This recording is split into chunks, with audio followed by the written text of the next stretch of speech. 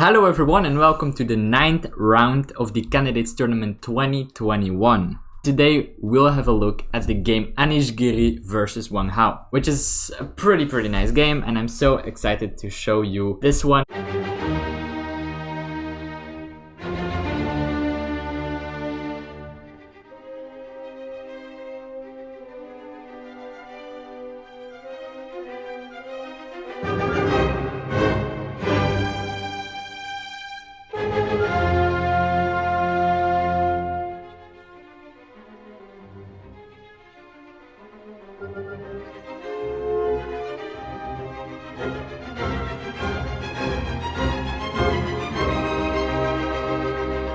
In the game, we have a closed Catalan. So we have the move d4, knight to f6, c4. Now we have the move e6, knight to f3, we have d5, and now the characteristic move of the Catalan, which is of course g3 now. We have bishop to e7, bishop to g2, castles, and now the move d takes on c4. And of course these guys are still in theory and they keep going. Queen to c2, attacking the pawn, a6. If queen takes, he'll play the move b5. So first we have a4, so this move is now not possible since the rook is hanging on a8. We have bishop to d7, queen takes on c4, and now bishop to c6, putting this bishop here on this long diagonal. We have bishop to f4, bishop to d6, stopping this bishop from attacking this pawn here on c7. Now we have knight to c3, and we have it right here on f4, just like that. And now what you might see immediately is that this structure looks very weakening, because now this looked first very solid, this structure, and now all of a sudden there is not one pawn island, but now there are actually two pawn islands, and we have double pawns. But actually this gives very good dynamic chances for Anish. What this f4 pawn does is it gives some more protection to the e5 square, and this knight will be able to stand there very soon. Now black plays, I think, a nice move, which is a5. Black's idea is to go for the move knight to a6 and knight to b4 afterwards. And this is a pretty nice square for the black knight, since it can't be attacked by any pawn. So we have e3, knight to a6, now knight to e5. I mean, these guys, they are still in prep.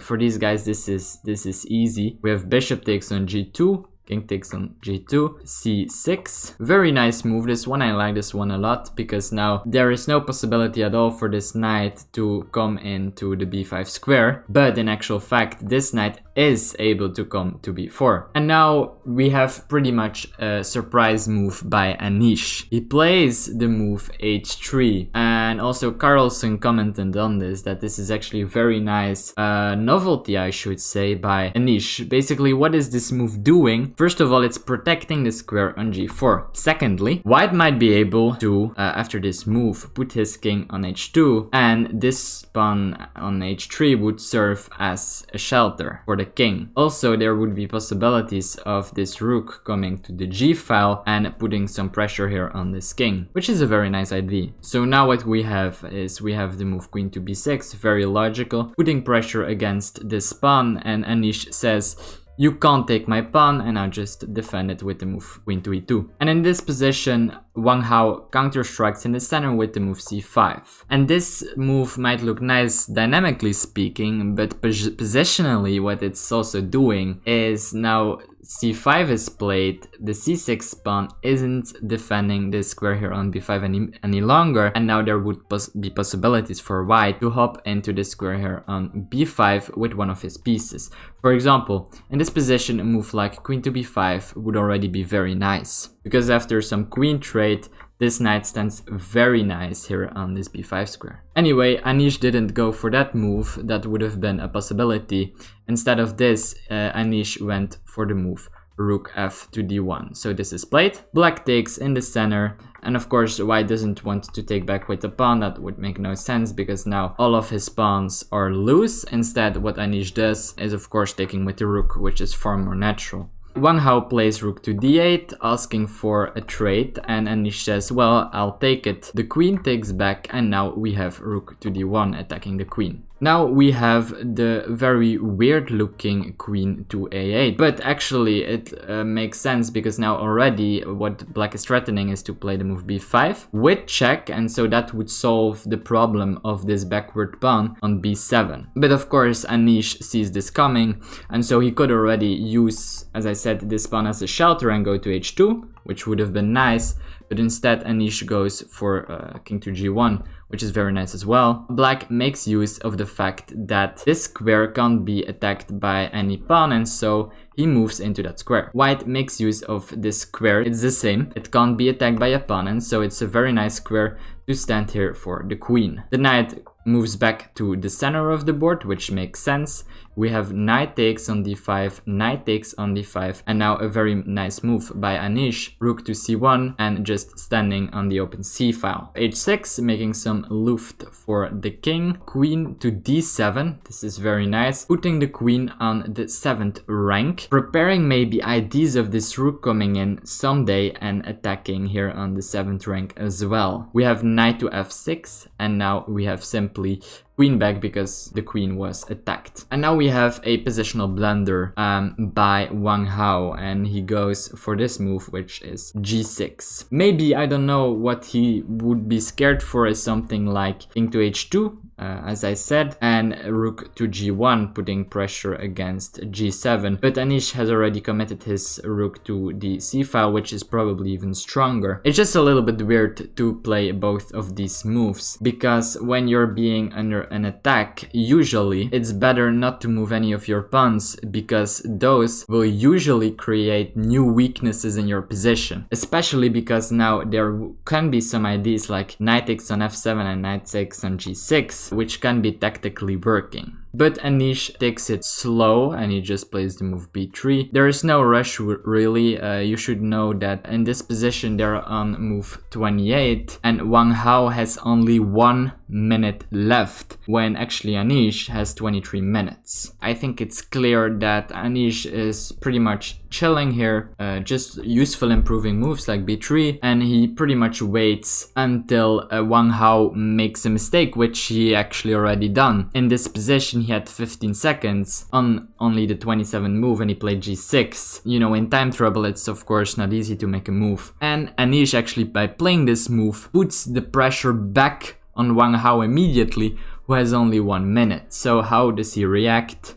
He puts his pawn on h5, and now Anish really has some ideas of putting pressure not only against g6 maybe, but also just this one looks very juicy, and with both of these pieces on the 7th rank, this could go wrong very quickly, as we saw in the game. We have a very useful improving move, king to h2. It's kind of funny, but Anish is completely right. He's on 20 minutes. Wang Hao is on 1 minute. This is like better for white, but it's not winning by any means yet. What Anish does, and which is very smart, is to let black make the difficult decisions. We have king to g7, and now we have queen to d4, which Licha says is a mistake, but this is very logical, putting the queen on the long diagonal. We can have some ideas of this knight coming to d7, pinning the knight to the king, which can be very strong, but usually there is some, after this move for example, some queen to d8, which holds the position still. Rook to d8 is played and queen to b2,